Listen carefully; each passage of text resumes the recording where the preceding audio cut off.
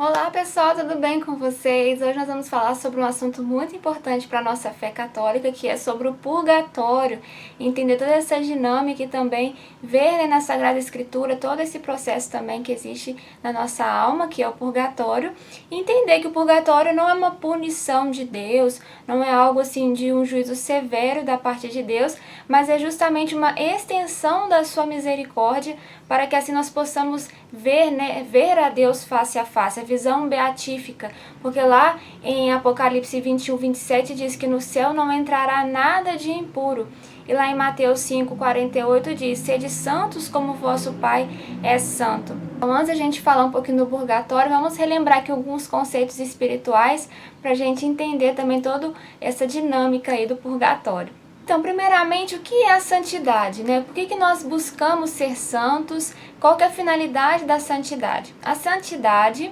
justamente, sermos plenificados no amor.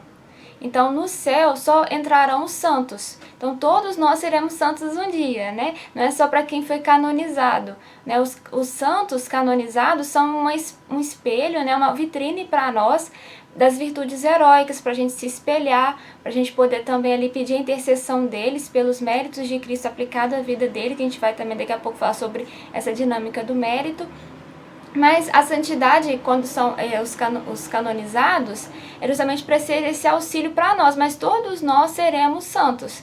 É igual o Papa Bento XVI dizia, né, que há santos que só Deus sabe o nome, porque para estar no céu precisa ser santo. E aconteceu o pecado original que marcou a nossa alma, e com o batismo nós somos lavados do pecado original, mas fica ainda essa concupiscência, essa marquinha que faz esse campo de batalha do nosso coração. Você precisa ter um doutorado, né, para enxergar o seu próprio coração como um campo de batalhas. Com o auxílio da graça, a gente vai então crescendo, né, até a estatura de Cristo, né, como diz lá em Efésios 4:13, até que todos alcancemos a unidade da fé e do conhecimento do Filho de Deus e cheguemos à maturidade, atingindo a medida da estatura da plenitude de Cristo. E no céu nós vamos ter essa visão beatífica de Deus, né, de enxergar, né, Deus que é 3 vezes santo, como diz lá em Isaías 6:8, e que só os puros de coração verão a Deus, Mateus 5:8, né? E também existe uma diferença da teologia católica para a teologia protestante, né? Os protestantes, eles acreditam que nós seremos salvos, né, revestidos pelos méritos de Cristo. Então, nós vamos chegar, né, depois da nossa morte, tá, com este revestimento dos méritos de Cristo. E isso que será mesmo essa permissão para a entrada dessa visão beatífica para o céu. Já para nós católicos, nós não vamos ser revestidos pelos méritos de Cristo. Os méritos de Cristo, eles são aplicados na nossa alma, de forma que a nossa natureza não está destruída, como é a visão protestante, que aí tem o revestimento dos méritos de Cristo. A nossa natureza foi enfraquecida pelo pecado, mas não destruída.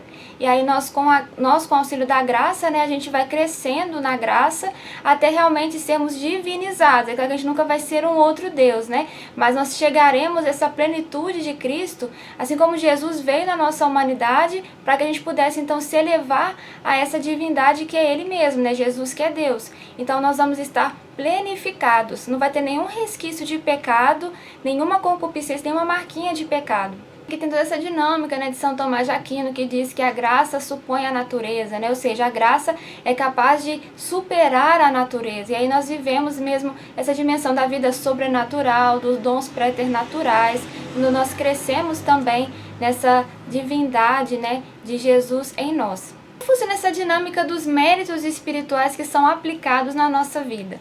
Bom, Jesus, né, quando ele teve ali a sua oferta, paixão, morte, ressurreição, né, por amor a nós, para a nossa salvação, né, quando lançou ali, né, a lança no coração de Jesus e abriu, né, a economia sacramental que nós chamamos, que é este tempo entre a primeira vinda de Jesus e a segunda vinda de Jesus, em que é liberado, né, através do coração de Jesus, os sacramentos, que é essa fonte da vida da graça para nós. Então nós estamos neste tempo da economia sacramental. E a cruz de Cristo liberou o tesouro da igreja, todos os méritos infinitos de nosso Senhor Jesus Cristo, de impetração, ou seja, essa realidade de obtermos as graças de Deus e também até aplicar para as almas através da intercessão. E os méritos da satisfação, da reparação, que é essa expiação dos nossos pecados. Esses méritos, eles são distribuídos a nós conforme nós também nos associamos à cruz de Cristo, como diz lá em Colossenses 1:24, completa em minha carne o que falta às tribulações de Cristo em favor do seu corpo, que é a igreja.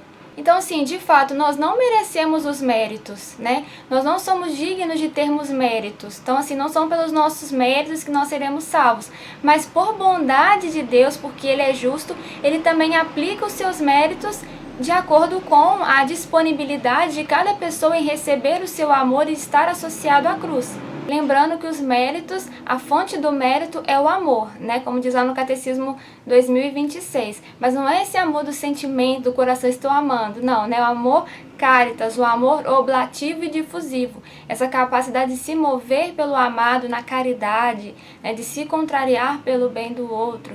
Então é por isso que nessa perspectiva, no céu, não serão todos iguais, né, gente? O céu não é comunismo. Então, assim, o céu não serão todos iguais. Lá no céu, é por isso que Jesus também diz, né? Que na casa de meu pai há muitas moradas. Se não fosse assim, eu vos teria dito, lá em João 14:2.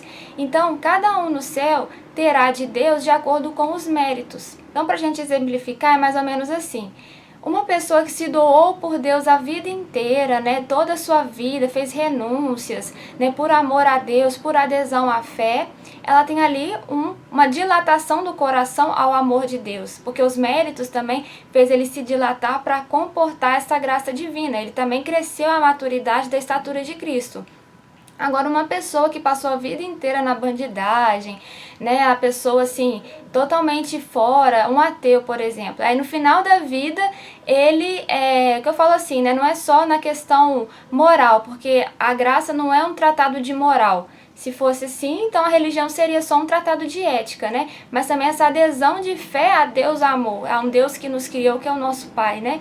Então também, por exemplo, no final da vida, a pessoa nunca acreditou em Deus, nunca quis saber nada, ou seja um bandido, ou seja uma pessoa que, né, não teve relacionamento com Deus, mas no final da vida ele decidiu se converter, e aí teve ali um ato de contrição, vai ser salvo também, vai para o céu. Só que lá na eternidade, os dois não terão a mesma medida de Cristo, porque vai ser proporcional àquilo que ele também se dilatou na terra para comportar esta graça. E isso também é através do tesouro da igreja que foi aplicado nos méritos, na vida de cada pessoa. Então, sim, como diz lá em 1 Coríntios 15:22, Deus será tudo em todos. Então, uma pessoa, né, esse bandido, esse ateu, essa pessoa que nunca quis saber de Deus, ela se converteu, ela vai ser no céu como se fosse uma tampinha de garrafa, por exemplo, ali. Ela vai estar plenificada de Deus, mas ela vai ser só aquela tampinha.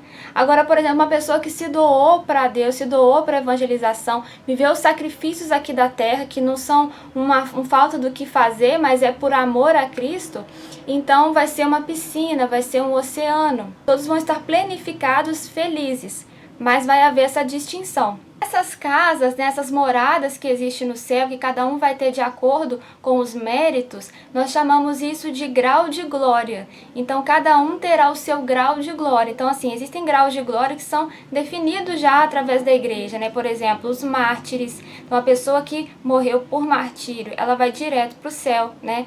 Uma pessoa que foi um doutor da igreja, né, que teve ali também virtudes heróicas também na contribuição do ensino, as virgens, né, consagradas, né, as religiosas, tem também a questão dos sacerdotes, então assim, tem vários tipos de graus de glória, mas também para nós, né, esse tesouro da igreja aplicado à nossa vida, nós também temos um tesouro espiritual próprio, e é isso que vai também definir essa questão, através do mérito aplicado a nós, como será o nosso grau de glória, né, como vai ser também essa distribuição das graças. Isso é interessante saber, gente, porque eu vou fazer um vídeo também sobre intercessão dos santos, mas que quando nós fazemos uma intercessão, pedimos uma intercessão, nunca é pela força dele mesmo, mas é pelos méritos de Cristo na vida dele, que alcança também a nós. Então, por exemplo, quando eu faço uma oração a São João Paulo II, eu peço uma intercessão para ele, eu não estou pedindo ali por São João Paulo, por ele mesmo,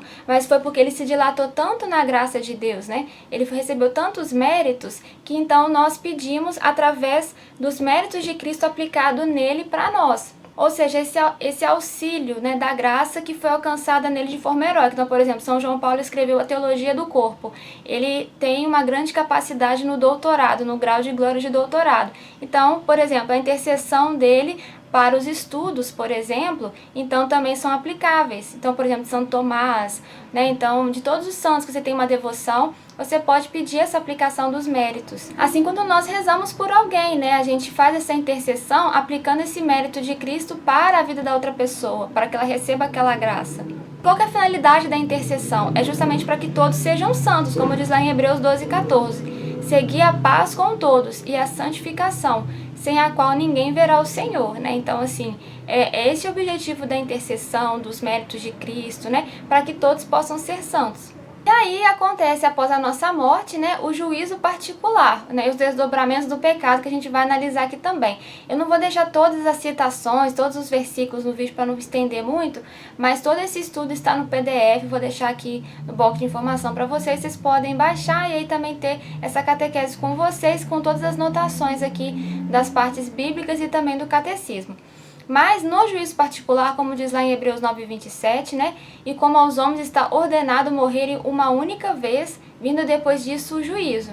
Então, quando nós morrermos, vai acontecer o juízo particular. No momento do nosso juízo, nós vamos enxergar a nossa alma como ela realmente está, né? Porque muitas vezes nós não conseguimos enxergar as rebeliões que nós trazemos no nosso coração por várias questões, né? E aí, quando a gente for realmente estar lá no juízo, a gente vai ver realmente as nossas mágoas, os nossos ressentimentos, tudo aquilo que realmente pesou a nossa alma, todas as sequelas, tudo aquilo que ficou mesmo marcado mesmo pelo pecado, e que nós vamos então ver essa alma, né, como ela está. E aí, como diz lá em 1 Coríntios 13:12, né, que agora a gente vê por espelho, a gente vê um pouco de maneira difusa, a gente não enxerga muito quem nós somos, por isso que a importância do autoconhecimento, mas que vai chegar nesse dia que nós veremos tal como nós somos, né? Nós veremos como Deus nos vê. Quem estiver em estado de graça, ou seja, na amizade com Deus, vai então ser salvo, e aquele que vai ter essa rebelião tão grande no coração vai negar a Deus. Então a alma mesmo se condena e irá para o inferno.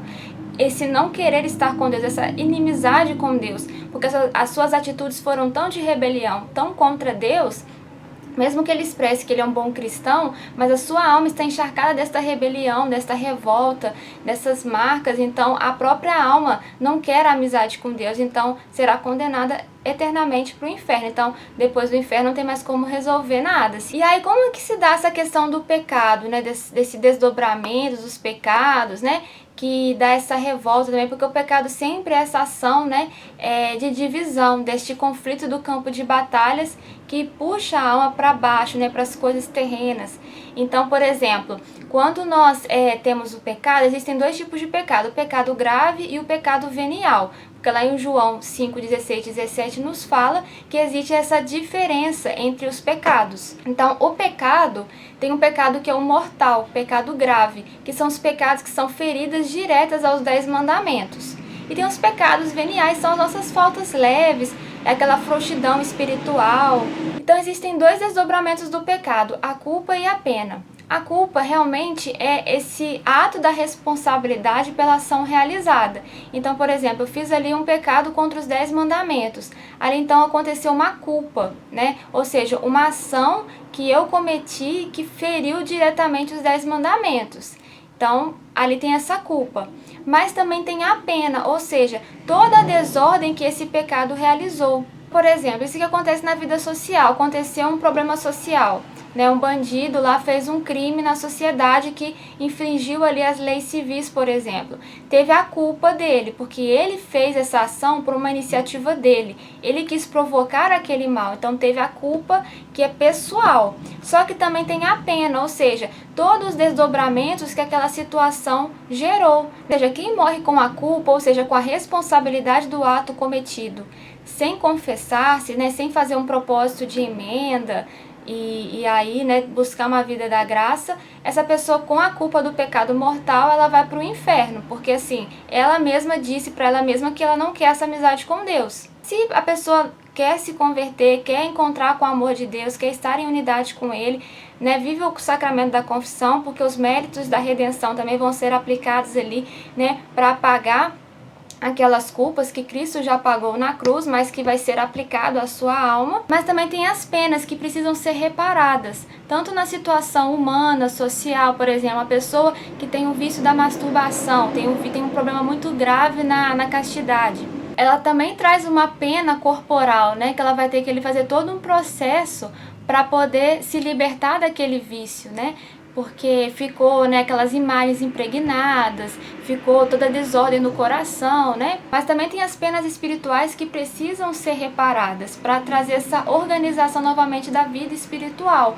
Então isso pode ser feito através de práticas aqui na nossa vida terrena, mas também para aqueles que não completarem essa purificação aqui, então vai continuar com essa purificação até completá-la no purgatório, porque aí vai conseguir então ter este acesso à visão beatífica no céu, já com todas essas penas reparadas. Cada um de nós, gente, há esses resquícios, né? É muito difícil a gente ter uma vida que não vá passar pelo purgatório, sabe? Assim, porque só se você for muito santo mesmo, assim, umas virtudes heróicas que aí é digno de canonização. É o que eu falei, tem santos que só Deus sabe o nome, é claro que tem pessoas que podem ir direto pro céu, mas a gente sempre traz resquícios de soberba, de vaidade, de preguiça, luxúria, ira, orgulho, negligências, molezas, infidelidade, né? Então a gente sempre precisa se reparar aí, né, para nos organizarmos, né, de fazer o nosso coração unificado, né, de unificar o coração. Então, o purgatório, ele não é para as pessoas que foram condenadas, são para as pessoas que já estão salvas, mas que passam por esse processo de purificação para a organização das suas almas, né? Então, o purgatório não é um lugar, né? Isso é uma coisa que é muito importante a gente deixar isso claro, que você fala, um lugar, não sei o que, não. O purgatório são para as pessoas que já estão salvas, já estão ali na dimensão do céu, né?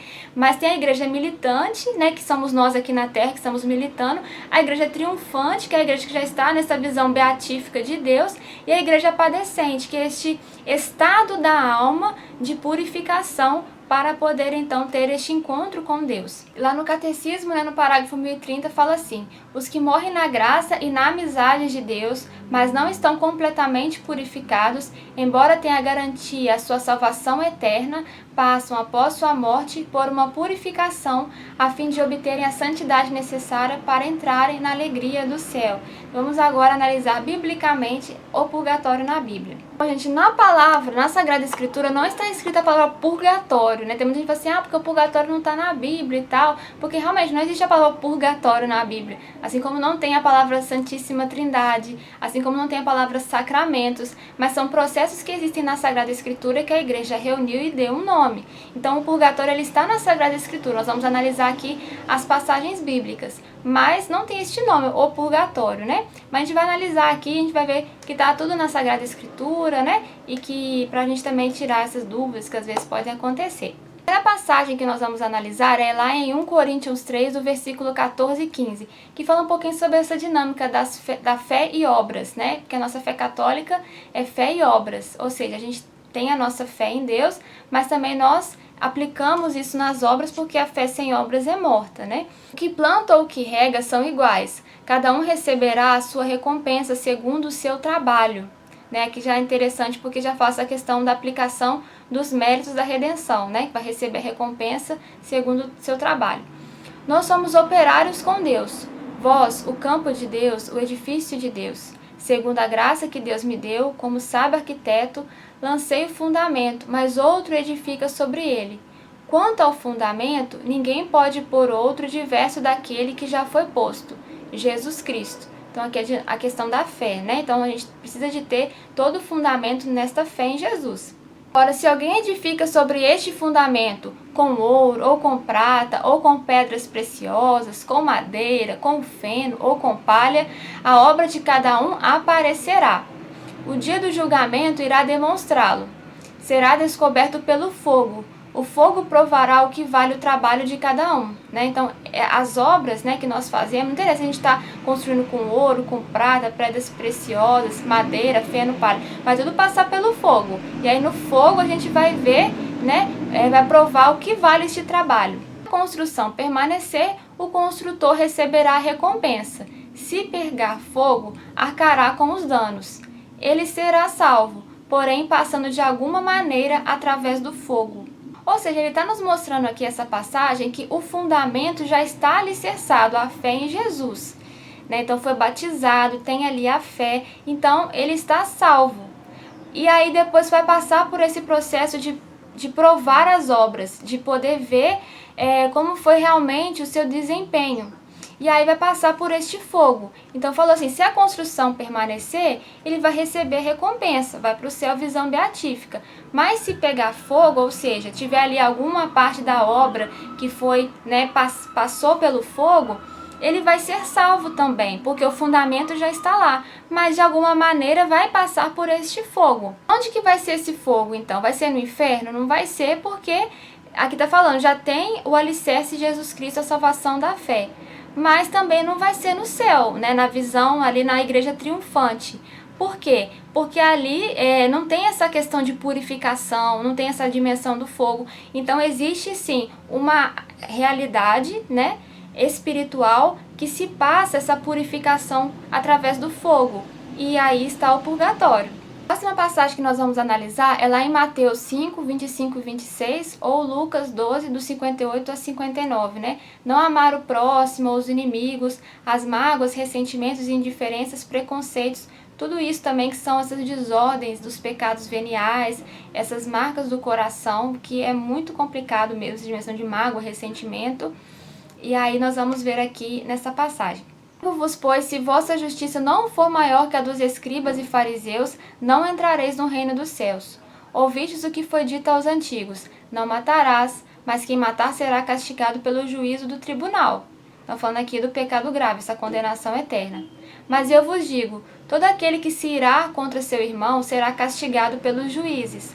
Aquele que disser a seu irmão imbecil será castigado pelo grande conselho. Aquele que lhe disser louco será condenado ao fogo. Se estás portanto, para fazer a tua oferta diante do altar e te lembrares de que teu irmão tem alguma coisa contra ti, deixa lá a tua oferta diante do altar e vai primeiro reconciliar-te com o teu irmão. Só então vem fazer a tua oferta. Entre em acordo sem demora com o teu adversário, enquanto estás em caminho com ele, para que não suceda que te entregue ao juiz, o juiz te entregue ao seu ministro e seja posto em prisão. Em verdade te digo, dali não sairás antes de teres pago o último centavo.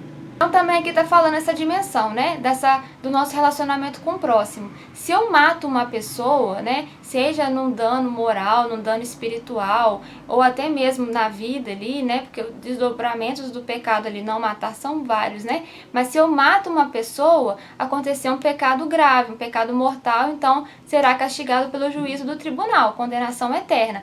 Mas pode acontecer que nós matamos também os nossos irmãos através das nossas indiferenças, através de palavras, que ele coloca imbecil, louco, que hoje pode até achar assim, mas isso aí é uma forma que a gente fala, mas, por exemplo, uma ofensa que você faz verbal para uma pessoa, que você pode ali matar também a dignidade dela, que você pode matar com o seu olhar, que você pode também trazer esse ressentimento, essa mágoa.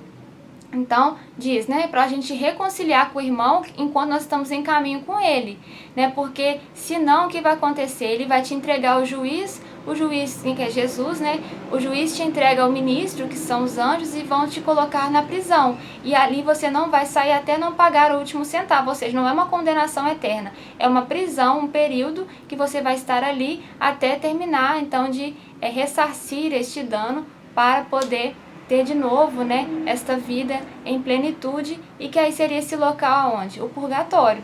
Mateus 18, do versículo 23 ao 35, fala sobre a questão também dessa realidade da igreja padecente, está entre o céu e a terra, entre essa dimensão da igreja triunfante e da igreja militante, que é essa igreja padecente. Que Jesus também fala sobre isso através de uma parábola. Muita gente fala assim, mas é só uma parábola, não sei o quê. Mas as parábolas, elas são muito importantes porque justamente falam, essas verdades verossímeis, Então Jesus, ele fala aqui sobre essa questão, e depois conclui mesmo com esta verdade teológica. Então a gente vai também refletir nessa passagem.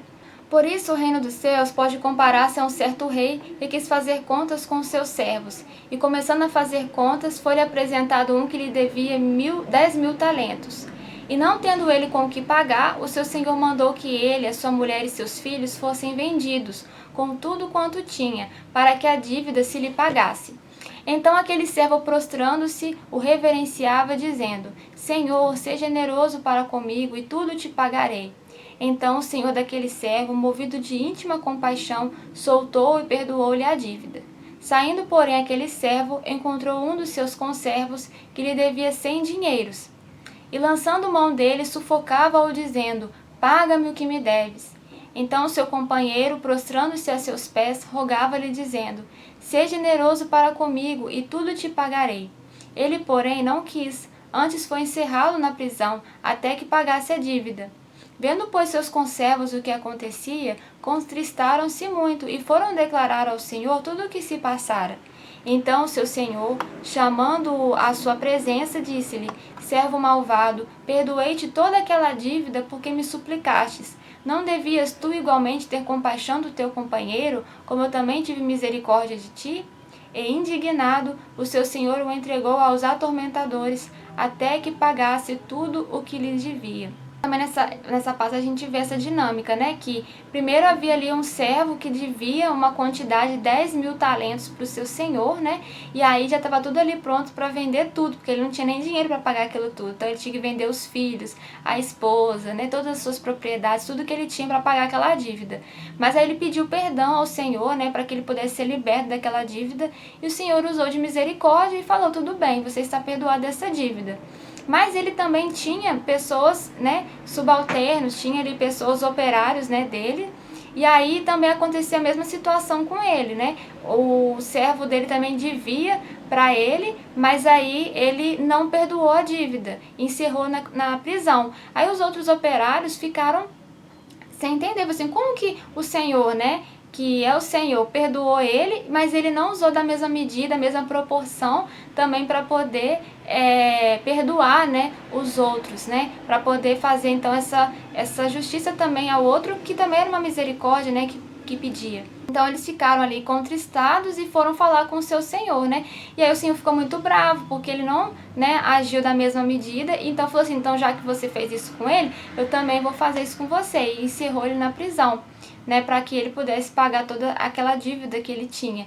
E aí no versículo 35, Jesus torna verossímil a parábola, porque ele aplica assim: assim vos fará também meu Pai Celestial, se do coração não perdoardes cada um a seu irmão as suas ofensas. Ou seja, né, gente, o perdão ele é uma condicional para a santidade, né? Então, uma pessoa que tem um coração com muitas mágoas, muitos ressentimentos e tudo, ela pode até ser salva, ela pode ter uma vida espiritual, vai à missa, comunga e tal, trabalha na paróquia, mas se tem um coração cheio de mágoas, é purgatório, entendeu? Porque assim, não entendeu o que é essa dimensão do amar ao próximo, né? Porque nós não devemos amar o outro por ele mesmo, a gente sempre ama Jesus no outro. No Pai Nosso nós pedimos, né, a Deus: perdoai as nossas ofensas como nós perdoamos aqueles que nos ofenderam. É uma condicional. A mágoa ela está muito associada a todos os problemas da nossa vida, assim, até mesmo grandes vícios, assim, grandes problemas,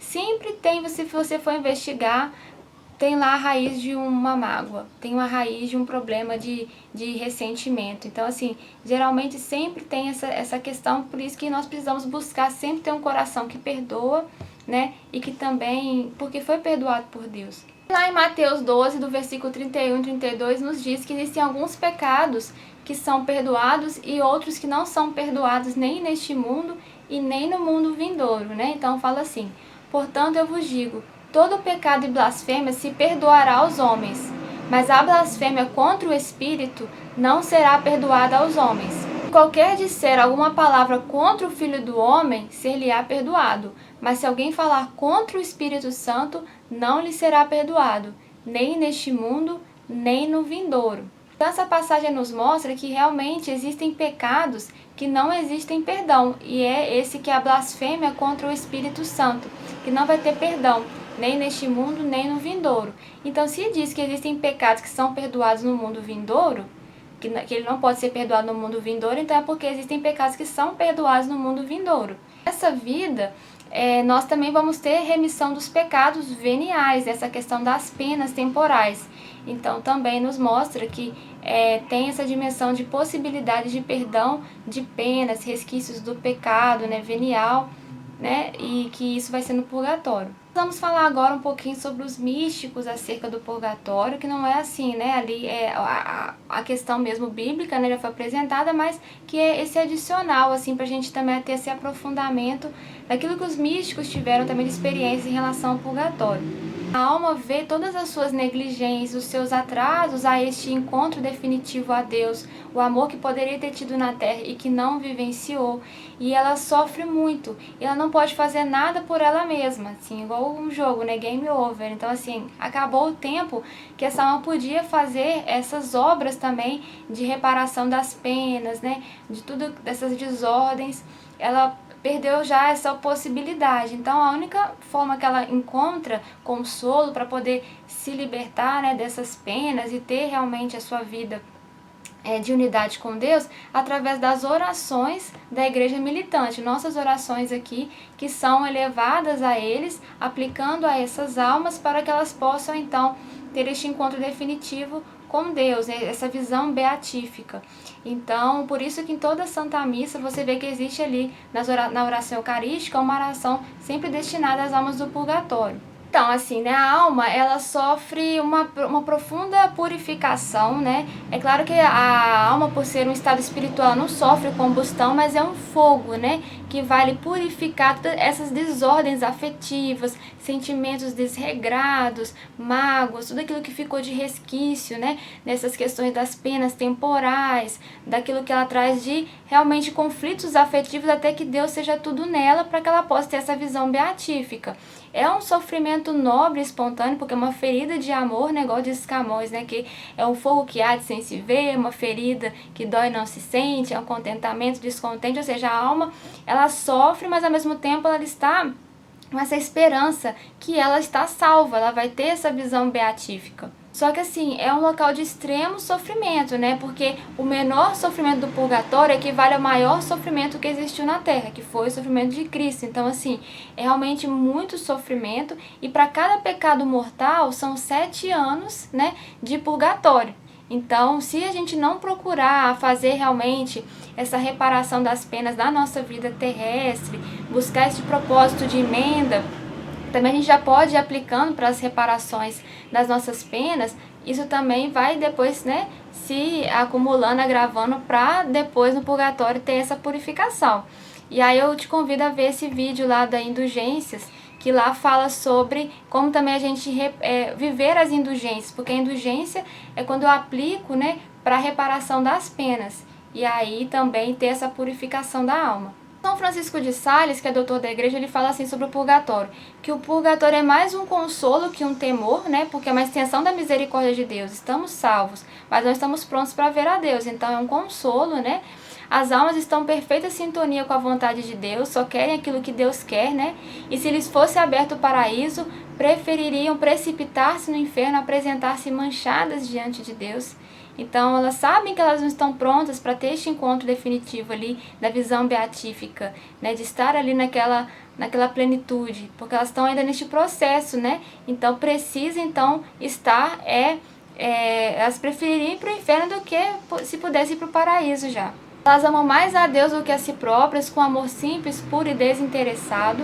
São certas da sua salvação com uma esperança inigualável, e também são consoladas pelos anjos. Então os anjos da guarda também vão lá, né, os anjos de toda a milícia celeste, para também consolar essas almas. Santa Catarina de Gênova realmente teve uma experiência muito profunda sobre o purgatório. Existe um livrinho que se chama Tratado sobre o Purgatório, se você puder, né, procurar para poder ler, porque realmente é muito interessante, e ela fala muito sobre essa dinâmica das almas do purgatório.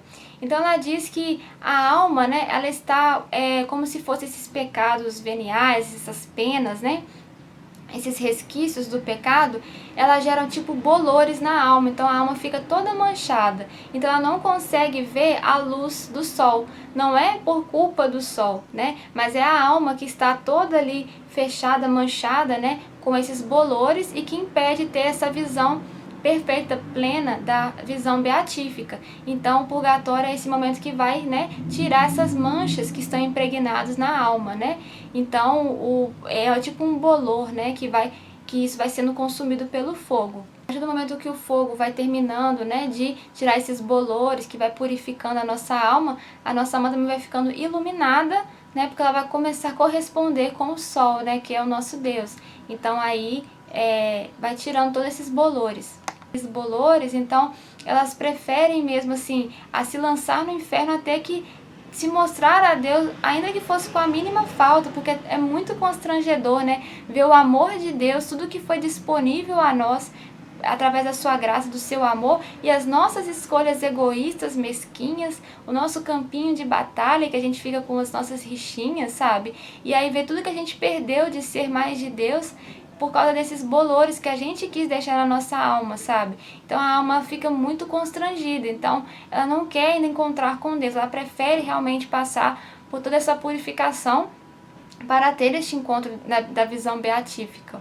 E a Santa Catarina de Gênova também usa, né, o exemplo do ouro no crisol, né, que é como se fosse mesmo um ouro que é passado no fogo para ser esse ouro 24 quilates, né? Então vai colocar ali aquele fogo e vai tirar tudo aquilo que foi impureza, tudo aquilo que não é do ouro, né? Que vai tirar toda ali a imperfeição até que chegue naquela essência mesmo, que é a essência de cada um de nós, e aí a gente vai realmente ter essa purificação plena. Então é isso, gente. Este foi o nosso estudo, né, sobre o purgatório. Espero que vocês tenham gostado, né, que a gente tenha crescido também na fé, amadurecido também essa realidade que é tão importante para a nossa vida, né, para a gente também reparar, purificar as nossas almas, mas também para a gente rezar para as almas do purgatório. Então você também pode, né, oferecer esse sufrágio às almas do purgatório através de uma oração da Santa Missa ou através, né, da aplicação das obras, né, de misericórdia, que você pode oferecer essa indulgência, né, você faz uma oração e oferece a indulgência para as almas, né, e lembrando que a indulgência plenária, que você elimina todas as penas temporais.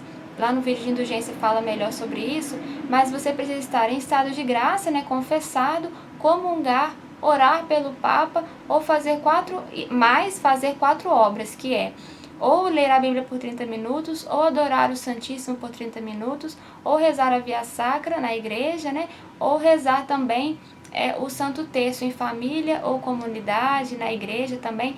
E aí já tem uma indulgência plenária que você recebe para você, ou você pode aplicar para a alma do purgatório. A indulgência parcial a gente tem várias, né, que a gente pode sempre estar aplicando, mas a indulgência plenária você só pode aplicar uma vez ao dia para cada alma do purgatório. E lembrando que do dia 1 ao dia 8 de novembro é uma semana com indulgências plenárias, que você pode aí a cada dia oferecer a uma alma do purgatório, né? A indicação da obra é que o fiel visite devotamente o cemitério, né, e rezar mesmo em espírito pelas almas. Então vai conceder essa indulgência aplicável somente às almas do purgatório, que será plenária nesses dias de 1 a 8 de novembro, né? Então se você for ao cemitério poder rezar por essas almas, também você vai receber essa indulgência plenária para oferecer às almas do purgatório. Assim toda a igreja, né, é santificada e todos nós seremos santos, porque este é o objetivo da nossa caminhada de fé. Se você gostou, clica aí no gostei, deixa um comentário para a gente trocar umas ideias. E também se inscreva no canal para você receber as nossas catequeses, não perder nenhum estudo, tá bom? É isso então, ó. Um grande beijo para vocês, graça e paz.